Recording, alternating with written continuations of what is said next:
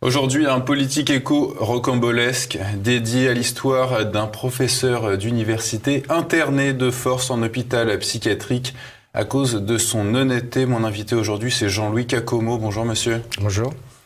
Jean-Louis Cacomot, vous êtes docteur en sciences économiques, maître de conférences à l'université de Perpignan. Votre histoire, elle commence, cette sordide histoire commence en 2009, quand vous dénoncez dans les colonnes du journal Le Parisien un trafic de diplômes au sein de l'université de Toulon. Là-dessus, votre président d'université, monsieur Ben Khelil, le président donc de votre université, je l'ai dit, de Perpignan, vous convoque dans son bureau. Que va-t-il vous dire ? Bien voilà, donc j'étais encore à Aix-Marseille, puisque je faisais des conférences à Aix-Marseille quand la presse... Le Parisien, mais aussi BFM TV, Jean-Jacques Gourdin me demande de me prononcer sur les trafics de Toulon. Et puis j'évoque le fait que ça ne m'étonne pas, puisque j'avais aussi observé certains phénomènes un peu étranges à Perpignan. Et le lendemain, en effet, la une du Parisien, donc mon téléphone sonne et le président me demande de me présenter tout de suite. Donc je lui explique, pour l'instant je suis à Aix-Marseille, mais on ne me convoque pas, mais j'avais l'intention de venir vous voir. Parce que moi, j'ai rien dit de répréhensible et je m'attendais même au contraire à être remercié du service que je rendais, parce que pour éviter que le scandale qui a éclaté à Toulon se reproduise à Perpignan, autant faire le ménage le plus tôt possible, autant que le président me soutienne.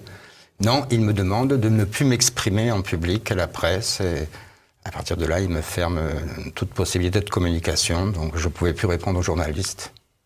Donc là, il vous interdit de communiquer avec les journalistes. Voilà.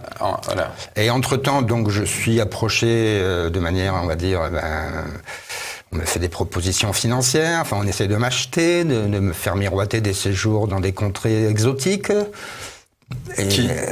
L'université, des étudiants aussi, pour vous éloigner, qui me donnent des sous et qui sont étonnés que je refuse. Donc ça me laisse penser que ils me disent pourquoi vous refusez, vos collègues ils les acceptent. Donc ce précisément pourquoi il y avait une condamnation à Toulon. Donc en effet ça se fait aussi dans mon université.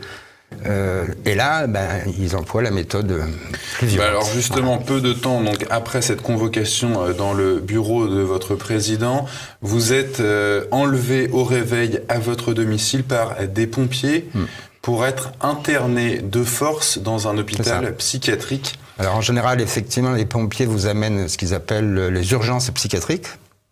Le CAC, je ne sais pas quoi, ça s'appelle à Perpignan, mais ce sont les urgences psychiatriques, c'est une sorte de sas où vous restez 2-3 jours en attendant qu'une chambre se libère dans un hôpital.